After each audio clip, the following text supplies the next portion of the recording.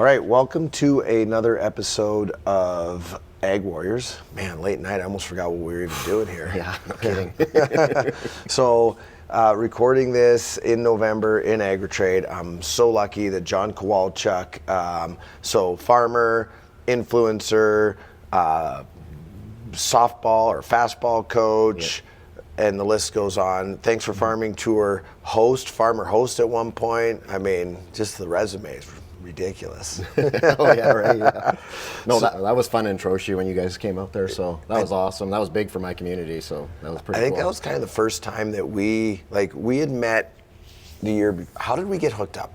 I think at the show. Was it at this show that we chatted, or? Yes, you approached me, I think, and just introduced yourself, and we talked a bit, and then you said, "Oh, come over to the booth and hang out a bit," and so I came over. I was profiling you. I was like, "Oh, there's a farmer. I want to talk to that guy." Yeah, that guy was going to buy something. I know it. Yeah. I know it. I don't think have you ever bought anything from us? Oh yeah. Have you? Yeah, Okay. I bought some hoppers, the hoppers. Oh yes. I bought a couple of them 2 years ago at the show, and yeah. Okay, sweet. So you're a customer. I So am also a Thunderstruck customer. Yes. Yeah, But most importantly. Most importantly, no, I don't think so. You got a lot going on. So, like I was saying before we started this, really the whole point to Ag Warriors is to tell stories of people that are in ag, and whether they're farmers or influencers or just and just anybody who's really battled through anything, and Ag Warriors. And I think you check a lot of those boxes. So, what was, have you farmed your whole life? Like, what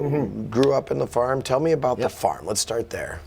Yeah, pretty much when I was 9 years old, I started driving equipment and running trucks on the farm and helping my dad, and I fell in love with it immediately. Like you do the odd little thing when you're young like that, but as I got older, I was probably seeding crop by the time I was 13. I was running a tractor, and back then we were like a 10-foot John Deere drill out in the field, and we seeded, we were about 800 acres, 900 acres. My dad was kind of around that, so back then that's about all you could handle, right? Because you're small equipment, and so definitely I felt 800 acres with a 10-foot drill. Oh yeah, that's a lot of hours. Yeah, and plus we kind of went over it a couple different times, and because with drills you had to be a little more careful with trash management and all the things that we went through early on and stuff. So that's like in the late 70s, early 80s, and so we don't need to date ourselves here. Oh yeah, right? no, I'm just in the past. It's funny because when I meet people from social media, a lot of times they look at me and they say, I thought you were taller, and I also thought you were younger. So I get a lot of that, but I've always been into technology and stuff like that. So I love kind of being on social media too. But yeah. So anyways, so I knew I wanted to farm. I went to college, took mechanics at Olds, and so I had.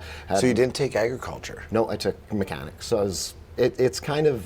Back then, it was kind of related to both sides of it. So it was more of a general. So there was soils and different things that we took, as well as mechanics. But the main part of it was mechanics back then. And then I came back, and I had multiple jobs on the side. I worked as a carpenter. I've worked as an IT guy in computers. I've worked as surveyor. I was a surveyor with the Alberta government for a while too, so I did that all before you came back to the farm. As I was at the farm. So this was all this, because initially with it being a smaller farm and my dad just farming kind of thing and on his own, and I was helping him out, it was kind of a side gig, and it was more or less for me to have some money to spend, and at that time, because basically my dad paid me with fuel for my truck, so that was that's a high paying farm help there. Yeah. So anyway, so I came back and did that, and I was working on the side, and then about in 93 or somewhere around there, I just said, Dad, I need to do this full time. I want a full-time farm, and I was engaged to be married, and I just said, no, we need to figure this out, Dad, and I want to quit. And I was working shift work and then working on the farm. It was like 20-hour days. It was stupid. Anyways, so I just said, no, enough's enough. And so I came back to the farm full time, and Dad stepped aside a little bit. We started to advance the farm, and of course. So your dad, when you said you wanted to come back, your dad's like, all right, come back and take over? Let's do it, yeah. Let's start it. So the transition was just us starting it. So was your dad a second generation or third generation, or what generation are you? As far as farming, yeah. I always say, like, there's only been two of us. So my dad was first generation Canadian. So then him and I. Okay. And then back in the Ukraine. So my dad came over in 1929 to Canada. So back in the Ukraine, we go back multiple generations. Okay, so you're from the Ukraine. Yep. I guess I should have guessed that with Kowalczyk, Kowalczyk. Yeah, maybe I should have. Wow. But yeah, so that's kind of the transition into me taking over my dad's and farm and kind of. How was that? How was that like, that conversation with your dad? Like, Yeah. because if he was first generation Canadian and this is what he had come over, Ukrainians are known to be a little stubborn. How was that conversation? It was a lot of conversations. So it started out kind of small and just discussing it and saying like I need more than just fuel for my truck, Dad. yeah, there has to be a future here, and he knew it too. And so it was just multiple conversations and discussing like how can we do this. And he wasn't ready yet. He farmed another 10 years with me after kind of that, during that transition period. And thankfully he had other hobbies that he liked, and he enjoyed golfing, so he moved to Trochu, and then he was able to golf every day and stuff. And then by the time they moved to Trochu, he was pretty much done with the farm, and he was just full-time retired, and he enjoyed just golfing, and like he might come to the farm once a month after that. So, Okay. So he was really good about it. So Pretty easy transition, it sounds like. it was, yeah. We made sure we went through everything properly with transferring everything over and Right. me buying the land and equipment and stuff. And so it was all done through a lawyer. But other than that, it was just him and I and our families and just getting together. And so, it was. That's It different doesn't happen than a lot. I was going to say. That's different than a lot of the stories you hear out there. I mean, not only like I think everybody knows now you need to get help, like legal, financial help when you're doing that. Yep. But a lot of times, the emotional side of things of the dad letting go and then the son feeling confident enough to take that over is a whole nother ball game. Yeah, I think he was really good about it. I know there were certain times when there was some pushback on some of it, and I don't blame him in a way, because he built the farm, right? Right, it's his baby. It was base, yeah. And then when I started to take over, that's when we started to build the farm bigger, right? So we started going after some land and getting newer equipment. And the funniest story is the first air seeder we bought, and I installed the controller into the cab, and it was just the early Burgo controller, and it's just a little monochrome display about 2 inches wide by half an inch wide, and it had one knob and one switch, I think. And my dad looked into the tractor and he said, "That's it, I'm not going to be able to seat anymore. How am I ever going to figure out this technology?" He says, "You're seating everything now." And it was about 20 years later when Dad jumped into the tractor with me one spring, and I had 3 monitors going, an iPad and all this other stuff, and he's just like, oh my, he was like, Take me back to the golf course right now. Exactly. He was just taken aback by the change in technology, because he went from basically farming with horses to right through, and then he saw that. Right. So the span of knowledge and the increasing complexity of farming was massive in those years. So Yeah. it was pretty wild, and to have that opportunity to see all that. And I often wonder if I'm going to see that much technology change in my lifetime, and I don't think it's possible. I think that was such a big span in time. I don't know, man. AI is coming. Yeah. Could be pretty wild. Autonomous is coming, right? Like, there's some things that are coming that I think, even in the last year, what's happened with AI, not necessarily in agriculture, but just, even at this show, like there is so much crazy technology out here, like that Ground Truth, where you can, put your grain into a little sampler, and they're using sensors to tell you. That's shit that nobody was doing. No. 6 months ago, No. right? A year ago. So I don't know. I things might really change. Yeah, you just never know. Yeah, I think a big part of our area here, we are pretty progressive. Like we pick up on technology quite quickly in the surrounding area around Red Deer, and I still put it back to the show. I think all these, we get to see a lot of the tech early here. And so a lot of early adopters in the area and people that are really interested in the tech are from just local people that have always come to the show, because like I've always come here. So you head off and you start looking around, you're looking for something different. So What was the first agri-trade you came to? Oh goodness. How old were you? I was in college. 19. 19, so at least 20 years ago. Yeah. Yeah. Yeah, so probably late 80s. So Late late 80s. 80s is kind of early 90s kind of thing was in that area when I start to remember coming here. Some of this, they were smaller shows and that, and then there was a couple of years I missed due to other things if we were gone or something. But Right. I have not really missed that many in the last, I don't know how many years, like 30 plus. Well, we'll get back to the farm, but one of the things that, I mean, we met here, but one of the things that is awesome to see, I mean, you are so passionate about this area, but you are so passionate about this show. Why like, I go to so many farm shows and I talk to so many farmers, and there's a lot of influencers out there, and you are constantly encouraging people to come. You're pumping this show. You love this show. You're here for all 3 days. What is it about Agritrade that just is like, this is my jam? Yeah, well, it is my local show. I'm an hour away, right? So it's an easy drive. I probably could go home every night, but it's just more fun to hang out and visit with people. Right. So yeah, but for Rougher sure. mornings. Yeah, a little rougher mornings some days, but no, it does have a special place in my heart just because it is my local show and I've come here forever. And I've gotten to know the people behind it and the people that are here every year, and they start to recognize you and they talk to you and you have that familiarity, right? And it's cool. I look forward to it, and it's right after harvest. And so you've worked your butt off for the last month and a half, 2 months trying to get ready and getting harvest in the bin, and then you have this break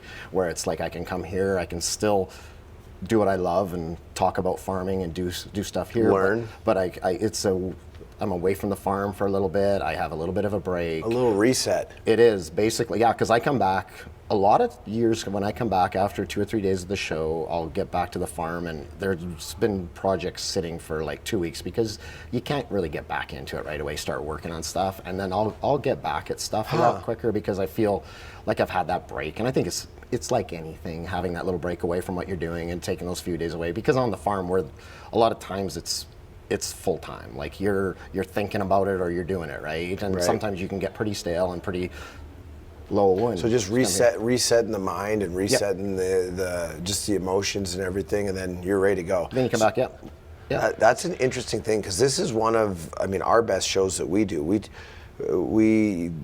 I mean, Wednesday we talk to more people than we've ever talked to at a show, and then Thursday we talk to 25% more. I mean, we track all that. It was incredible the last 2 days, but I always wonder, like, why is it? Is it the timing? What is it? And I think that you might have hit on something interesting there, that people use this as a reset time. I hadn't even thought of that.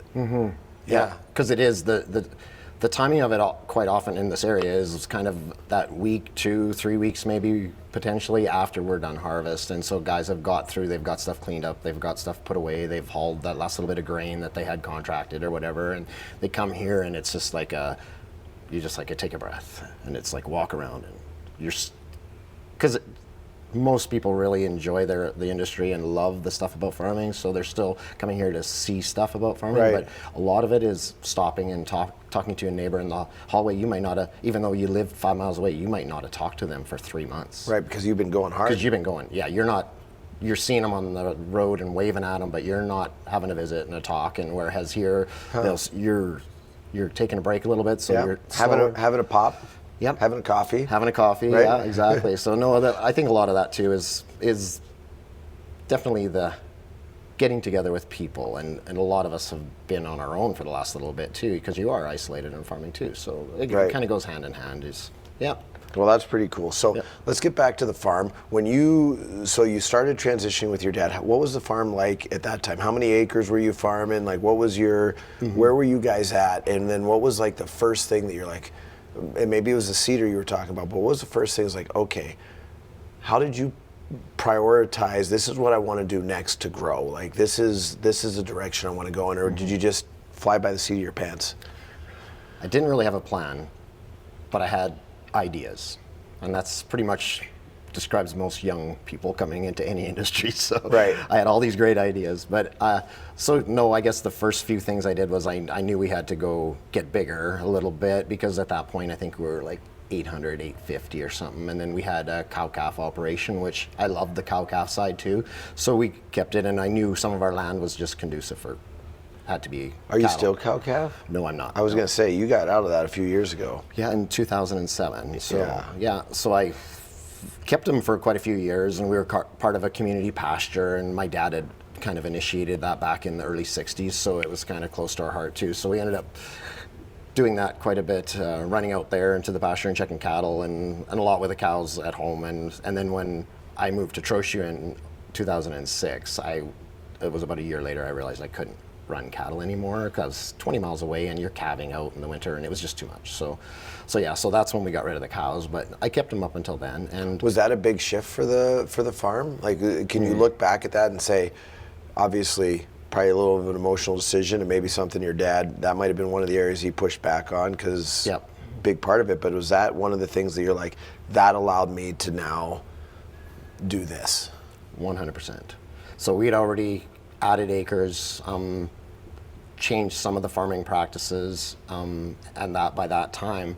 But that was a turning point in '07 when I sold the cattle. I took and my equipment for handling them, like bale processors, haying equipment, all that stuff, right? Right. It's all liquidated. It's gone that year. I take that money and I roll it right into equipment. Every last penny of that went right into equipment for the farm. Interesting. What equipment did you buy? Combines, air seeders, tractors, Okay. stuff, and everything just to try to, and a lot of tech at that point too. So a lot of GPS stuff, a lot of mapping for the combines and Yeah. stuff like that. So stuff directly related to increasing the profitability or viability of my crops. And so you'd already grown acres, but now you were able to increase your equipment capacity and really freshen that up, and then that allowed you to take the next step. Yeah, and then that was also taking like pasture land and hayland out of production, or putting it into crop production Right. instead of. So there was. How hard was that? It wasn't bad actually. I got really lucky. So that year it was a little dry to start, and I just went in and I direct seeded into all my grass. And so I'd sprayed it out the fall before, just direct seeded into all of it, and we got the rains, and I had canola on 2 of the quarters, and canola hit $15 that year.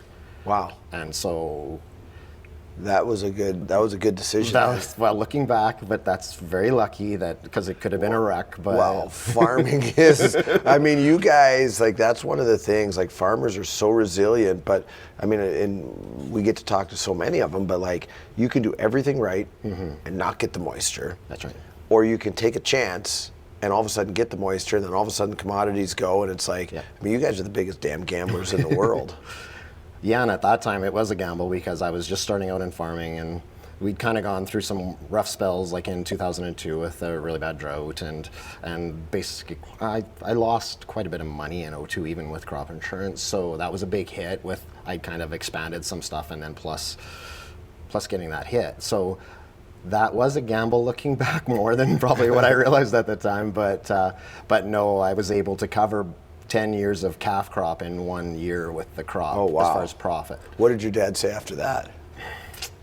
He loved the cows, so So it didn't matter. It didn't matter that you. I could have hit a complete home run, and he still would have been. Oh, I don't know. You might need those cows someday.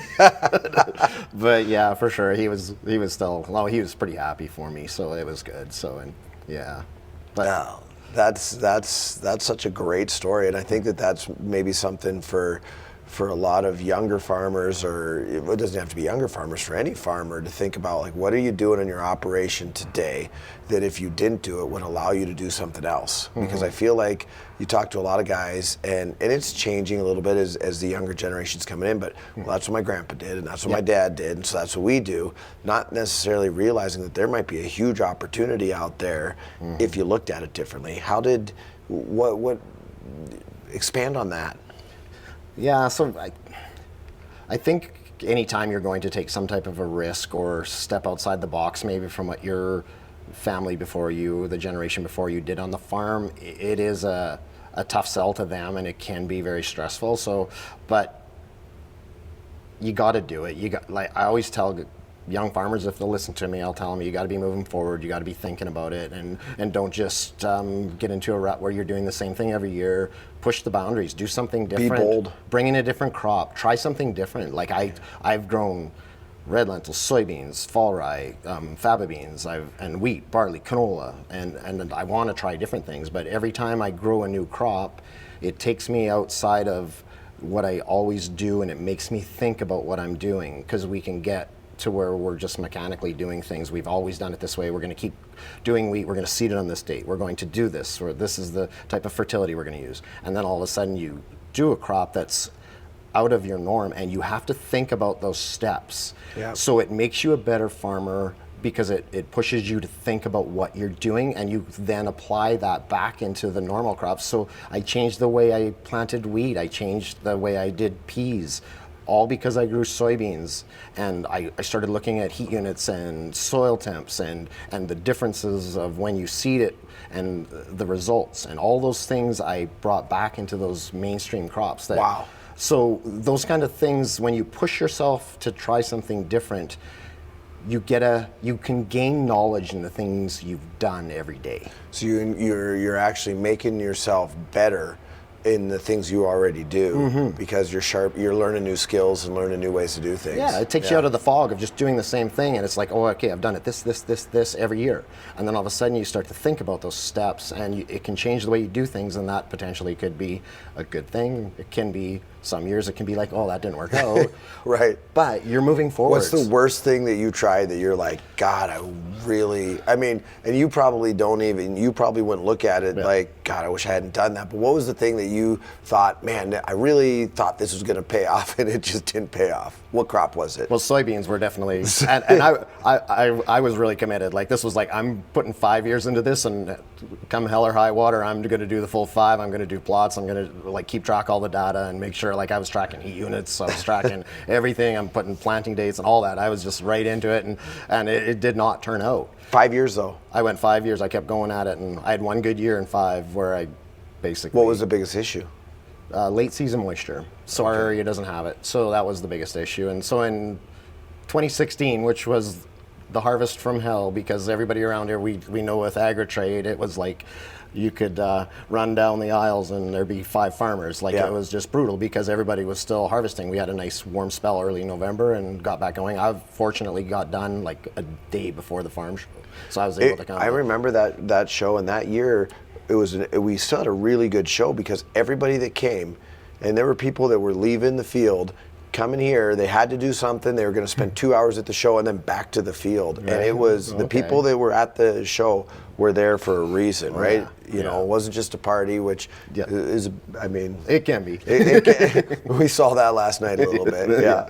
But yeah, for sure. So 2016 was the year the soybeans did well with late season moisture, so I was combining them the 3rd week of October with 6 inches of snow underneath them. The pods were nice and high. I zipped over them with the straight cut header, straight cut, did the whole field. Nobody else was combining because everything else was downed or swathed and snow laying on top. So I'm out there zipping through. Like, the neighbors must have thought I was nuts, but I'm zipping through. I think the neighbors probably always think you're nuts. I think so. Yes, they're like, why does he got his combine out in July? What is he doing on his combine at this time of year? Or are the air seeders out in March? Why are you working on it? Well, it was nice that day, so I brought it out. I had to shovel some snow off the shanks, but I got it out. Oh, that's awesome. But yeah, it was interesting, and I learned so much. I would never say that I wouldn't do soybeans or do anything like that. If I could go back, I wouldn't have said, no, I'm not going to do that. I'll do something different, because it taught me so much, like I say, about other crops. And stuff. I was going to say, so that was going to be my follow-up. Growing soybeans, what did that teach you that you applied back to something else? Lots of things, like huge. Like, there was first of all, a really huge learning curve growing them in the first place. So I was doing a lot of research into it. I was talking to other farmers in the US and in Eastern Canada, of course, because they've been in it for a while. And so much about the soil, so much about how seed behaves and how it reacts to different environments in the soil, and the timing of seeding, how important it is. And I always used to just seed on a certain date, certain crop, and then I changed all that because I started looking at things like soil temp and weather, and not even just the weather when you plant, the week following, when's emergence going to happen and how that affects the crop. Like soybeans, it has to be plus 10 Celsius soil temp to put them into the ground. But it's also the following week to 10 days when emergencies happen is the heat in the air. All those things contribute because That's a really tight window, it is. Yeah. especially up here. Yes, it is for sure. So, and I always talk to people. I say soybeans, they're like a little mini computer, and when you throw them in the ground, they sense the soil temp, they sense the moisture. That first moisture that they intake has to be warm. So a rain comes, it's if it's warm, that seed knows it's in a certain environment, it'll propagate so many seeds. So then if it doesn't see, and this is just kind of my feeling and some of the research I've done on it, but if all of a sudden it's in a stressful environment, it's cold, it'll still want to propagate its seed, right? But it may only do like 1 or 2 just to make sure it succeeds, right? So when you're under that stress of cold, it just wants to make sure it survives. Whereas when it knows it's in a really good environment, it'll flourish, it'll produce more. Right. And so that's kind of what, talking to some of the guys that have done it forever, they kind of understand that. And so other crops, it can be very similar too, right? That's cool. Yeah. That's a really cool thing. And as you were talking about that, I was thinking about just life in general. And when we're under stress, we're just trying to survive. And when we're, how similar that analogy can be. When you're flourishing, you expand and you do more things. And whereas sometimes when things are tough, you're just sit back and you just day to day, and right? you don't get out and go do different things. Yeah, So 100. when did and there's a couple other things I want to talk about the farm, obviously, and Trochu Motors. Okay, so one of the first times I met you, and when we came up there, you were like, "This is the best damn dealership in North America." And Jack and Camille, and you introduced me to them, and I got to go tour it. But how key is having somebody like Trochu in your corner for all the crazy shit that you're trying? Do they ever look at you and go, "John, come on, man," or because I just feel like they're a really big part of your success. Oh yeah, 100% they are. Yeah, and then I'll go in there and they'll kid me about stuff, and you got your combine out already, or you got same old thing. And the salesmen, I've known them all forever pretty much, and all the guys there, of course, with Jack, and now his son's there, and it's important to have those people behind you. Like, they are such a good family business, and they just really care about their customers. And when I go in there, and I have stories of when I first started kind of at the farm and going in there and 10:30, 11 o'clock at night on a Tuesday, and I go in to get a part and they don't have it, and they go out front and they find a combine and they pull the part off and give it to me and said, "We'll figure it out later. You just take it, you get back out there and get going," right? And so that speaks a lot to the type of people they are, that they really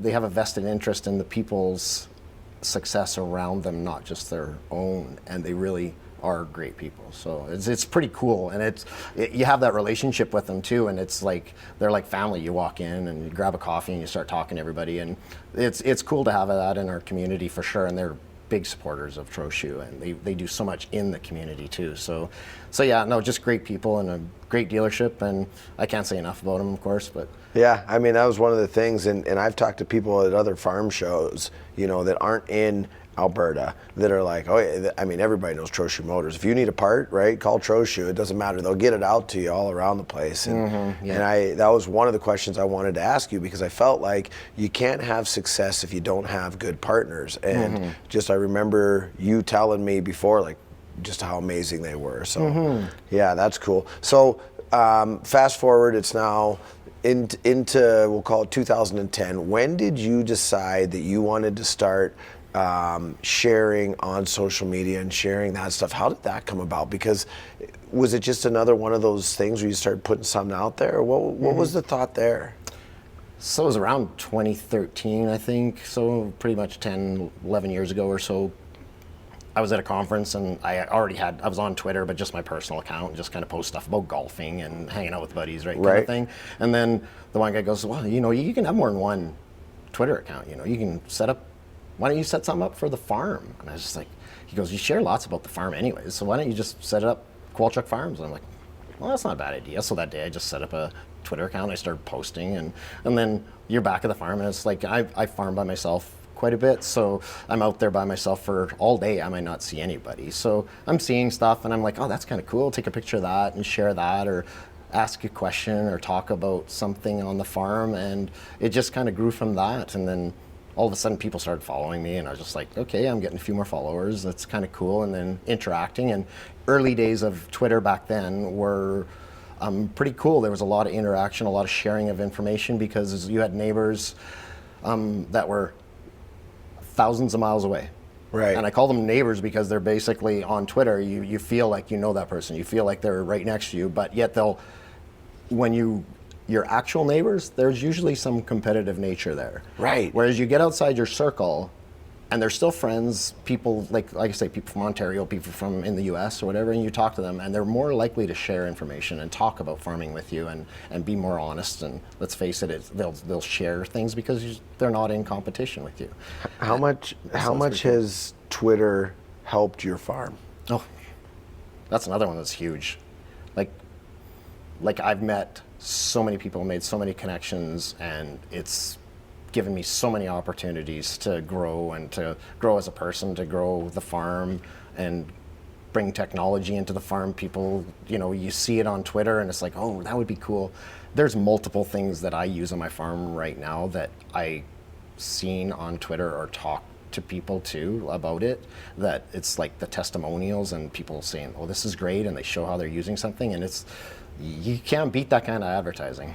So do you think we're going to get shut down? I mean, we're using Elon's book to prop up the camera, and we're calling it Twitter. It's X now, right? I cannot call it X, man. That's just, I'm like, I posted early on when they changed the name. I'm like, okay, so I'm sitting there and I used to say, oh, I'm just checking out Twitter. I would tell my wife that. I'm just checking out my Twitter quick. And how are you going to say, well, I'm just on here checking out my X? Right. Yeah. Like, it just doesn't come across the same. Work the same? I think you might get in a little more trouble, Right. a little more awkward. But no, I still call it Twitter, but I know it's called X. I'm just sitting here thinking, we've got Elon's book there, propping up the camera, and we're calling it Twitter. Are you hooked into Starlink? I don't know. We might be. Are we going to get zapped? He's powerful. He can. Yeah, exactly. Yeah. Oh, that's funny. Yeah. So, one of the things that you said as you were talking about when you started this and you were out on the farm and you're working by yourself, and your kids are older now, so I'm assuming they come and help you once in a while. Yeah, a little bit, yeah. But I thought that might have been probably really good for your mental health too, just having that community that you could share with. How is, because you're not just, I think you stay out of the shit a lot of the times in Twitter. I haven't really seen where you get into it with other people. You've always been more supportive and reaching out. How do you feel like X or Twitter, or whatever you want to call it, social media, has helped your mental health on the farm and helped others? Well, I think being able to share stuff and talk to other people when you are isolated and on your own, it is having that some sort of connection. Definitely, I think there are certain sides of social media that can be hard on your mental health, so it's important to manage that properly, and I think that's learned over time. If you're involved in it and you're really into following other people and doing things or whatever, you can get to the point where it can be hard on you, but the good parts of social media are the interactions, the sharing, the good conversations. It's the discussions, not the arguments. It's people reaching out and asking good questions, and all those things are so cool. So I know I'm going to be on the tractor for 10, 12 hours straight in the spring. I'll ask a question in the morning. And then, because when I'm got the GPS going, I got a half mile, I got a few minutes, and I'm eating my sandwich, I'm like scrolling through Twitter and checking out, well, who replied to that? Right. And then all of a sudden it turns into a discussion. It's like having somebody in the buddy seat and you're talking to them. Oh, that's cool. Right? So you have that discussion, you might talk about something that's top of mind, like what kind of crops we're putting in, like how are the crops looking, how's the soil moisture, all those things, right? And you talk about farming stuff, or it could be something that's happening in the world, like what's going on, like what's your thoughts on that? And you have There's some shit going on in this world right now. Oh yeah, for sure. So you have those discussions, and it kind of, it's human connection, really. It is. I know it isn't direct human, but it is. It's just like texting someone, or you're still interacting with those people. You're still having those discussions, and I meet people at farm shows and different times I've traveled around, and people that I've talked to on Twitter, and it's crazy. They come up to you, they give you a hug, and you're talking because you know that person so well, because after 10 years of discussing things, and like some guys, like I had farmers from Ontario come out this summer to the farm and just say, oh no, we're in Calgary, and it's like, Calgary's not close to my farm. No, It's like an hour and a half, hour, Yeah. hour and 40 minutes, and they're like, "Oh no, we just wanted to make sure we come out to your farm and seen you like in person." That's cool. And so things like that are pretty cool. Those connections. So there's definitely some friendships that you can make, and like the interaction is great. Like for me, like so Yeah. the mental health side of it, for sure. I maybe don't acknowledge it as much, but I know it's there. Like that it's helping me out for sure, because when you get in your own head at the end of a 10, 12-hour shift, you start thinking, things snowball in your head. You're thinking about land payments, you're thinking about tractor, you're thinking about all these things, and then when you're around people, you have those discussions that take you out of your head. Right. And so Twitter a lot of times will take me out of my head. Because that's one of the things, and that's why I wanted to ask you that as you were talking there. I was like, man, that's actually a really healthy thing, because a lot of times people think, and social media can be very unhealthy. Mm-hmm. There's some things that just aren't good out there, but I don't think anyone ever maybe thinks about that farmer that's 10 to 12 hours by himself, like, I'm sure your wife would talk to you for a few minutes if you called her, Yeah. but I'm sure she's got a lot of shit going on She's working too, so yeah, like, so let's morph a little bit from the social media and the farm. Let's talk a little bit. You've got some kids. You do some coaching. We haven't really ever talked about the family. Tell me about that. Like, married for how long? How many kids? So we're married in '94, and so my wife Paula has been there right from the start of pretty much everything on the farm, and we started dating in '89. So we've been together a long time, and she's great. Like, she runs her own business. She has two very thriving businesses in two communities, and oh wow. So she's done very well for herself too, and we're very like-minded, kind of that independent, self-employed type push thing, and so we both have a lot of the same kind of mindset and ideals. So for sure, yeah. And so and our first child came in '97, my son Jaden, and that's whose couch you crashed on. That's whose couch, yeah, in Red Deer. So yeah, it's kind of handy, yeah, having the guy. So he's at Red Deer Polytechnic now. I guess it's not the college, but yeah. So he's taking education, and so he's going to be a teacher. He still runs a combine and helps me out at the farm, but not a real interest in it. So it's kind of sad in a way, but it's important that they find their own way too. And he may come back to the farm eventually.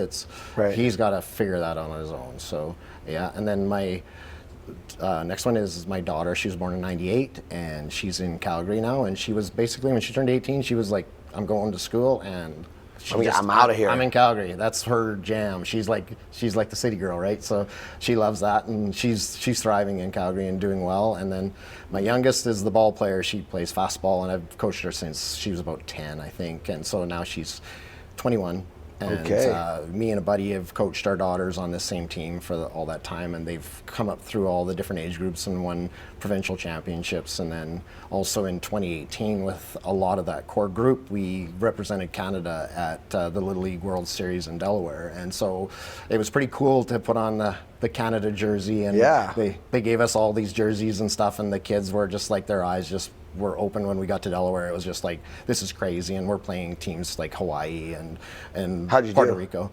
We didn't win a game, but we were like really close. Like, so a lot of our games are like 1-2, right? Like really close. So we had some really good games. The competition there is crazy. We faced probably 3 of the U16 girls that had already been to the Olympics or were on their Olympic team for the international teams. So yeah, the Philippine pitcher was 14 or 15, and she was the number 1 for Puerto Rico, or for the Philippines at the Olympics. She was their number 1 pitcher. So and you got to face her. Yeah, and the girls were like right in there. Like it's pretty wild. Like, we did a lot of work getting ready for it, but still to see them compete at that level against that level of that would have been fun. Yeah, it was pretty cool. So that was, and we got to bring our families with us, and it was just awesome. So that was a pretty cool ending to kind of that era, and then we in the 2019, 2020 kind of things kind of started to go sideways, but still we were able to compete and still go in like league, and they actually won women's and U19 provincials in the same year because of the way COVID worked. They let us compete at both levels, and we won both in Alberta. So that was pretty cool too. Yeah, So, yeah, that'll never happen. Well, I shouldn't say never. Who knows? Well, Yeah. hopefully never, Yeah. but so that was kind of a one-off for them to be able to compete at both those. So that was kind of a neat year for them too. So no, we've had some success, and yeah, and it's awesome. And all those things with sport, like all the kids have either danced or played ball or hockey. My son played hockey, and all that stuff. It all contributes to character. I think sport, and team sport especially, contributes so much to that person and prepares them for life, prepares them for working in an environment where they're working with other people and doing all those things. So I value that quite a bit. So we really push them to do stuff like that. So. I couldn't agree with you more about sport and team sport specifically. Just being part of a team, there's really nothing like it, and learning how to work together and fight together. And I mean, that's one of the things, you know, I remember playing hockey. Sometimes you'd take the group out and we'd have to go get in a bar fight somewhere just to bond a little bit, right? Yeah. But I wouldn't be the one in the fight. I'd start it, but somebody else, just get us bonded. But anyways, so any of the kids interested in the farm, or gonna hopefully maybe marry a farm boy so that they can bring somebody back to the farm? What's the plan there? Or is there no plan? There probably is no plan right now. Yeah. The only plan is there is no plan. But yeah, so that's sometimes the best plan anyways. Sometimes the best plan. But no, the kids, they've all helped on the farm and done various jobs and helped out. Yeah. So they all love the farm, but they're not wanting to be farmers right They're now. not in love with the farm. Yeah. They loved it, but not in love with it. Yeah, exactly. Yeah. So we're kind of holding out. So, and like I say, my wife has a very good business as well. So neither one of all of our kids want nothing to do with neither one of our businesses. Oh no. So we have these two good businesses, and we're sitting back and, well, we'll wait. So we're kind of holding off and see what happens. But Keep growing them, and yep. I mean, you're having too much fun to even think about transitioning out at this point. I'm thinking like, This is the fun years, I think. Yeah. You kind of get into a groove. Things are working well, and you get the equipment kind of where you want it, and it is. There's a lot less stress now that I'm at this age in farming than there was when I was younger. I'm not going to bed wondering if I'm going to be able to make payments, and I did that for years, and I've talked to my wife about it and the stress going through that. And when we were living on the farm and going to bed at night and thinking about all the work out there, and there were nights I just didn't sleep. It was bad, right? So having that early stress, and I understand that as a young farmer coming in and taking over, how much stress there is on you. I think you just have to keep in mind that there's a rainbow at the end of it, and you're going to get there, and things are going to balance out. It's like a finely tuned engine. Eventually you get the revs right, it's just going to quiet out, and things are going to calm, and it's just getting to that point. So I feel like I'm at that point now where I can really enjoy it and do what I want, and take 3 days off and come to the farm show and just enjoy it, right? I don't have to worry about all the work at home. Right. So I think that comes with age a little bit, being able to let that go. And so well, one of the things I always ask, and you kind of answered it a little bit, but I always ask is like, what would unnamed current John, I don't know, I actually don't even know how old you are, but what would this version of John Kowalchuk tell, 20-year-old John Kowalchuk as you were coming back to the farm, back to 1994, what's the one thing that you would say, hey, listen, this is the piece of advice that you need to know? I think I've said it before to other people. I basically would tell myself, do the math, make sure it's going to work, and then let it go. Don't stress over it. So if you've done the math, you've looked at the numbers, you're going to buy that land, you're going to buy that piece of equipment, it pencils out, let it go. Make the payment, don't worry about it, and buy the land, right? Don't overthink it. Don't overthink it. Once you've done the math and you know it's going to work out, do your due diligence. But definitely once you've done that, let it go. Like you've figured it out. Like there's going to be things out of your control, but don't let that. If it pencils, just go. Go with it. If it makes sense, go with it, and then leave it behind you. Move forward. Keep moving forward. That's a great piece of advice. Yeah. And the last thing, and we'll finish with this. And I mean, we've had some doozies of answers to this question. Weapon of choice. What is it? Well, I think in life a good weapon to have is kindness. And I know it sounds corny and quirky, but you can get more from being kind to people, and going into an argument, kindness can go a long ways, and I think it's an underused weapon. I think you go in and you show people that you can be kind, and it can bring them into that, and you can have good conversations. And the same thing on social media, the same thing. I look at it and I see someone saying something or replying back to me in maybe a mean way or something. What I won't escalate the anger. I'll bring in kindness, and that can pull them into my side. And so that's probably my weapon of choice. Okay, so I've had some interesting answers, and that is such a Kowalchuk answer. I mean, that is such a good answer too. And so basically you're going into battle thinking you're just going to be kind, and they're going to come over to your side. Exactly. And that's not going to have a fight after all. Yeah, exactly. Yeah. That's such a great answer. Well, I really appreciate this, John. Thanks for coming and doing this. I don't know, this is probably going to air sometime in 2024. Yep. So hopefully people listen to it. I hope young farmers listen to this, because there's so much good information in here for young farmers and advice. So Awesome. yeah, man. Yeah. Thank you so Thanks, John. much for doing it. Yeah, it was fun.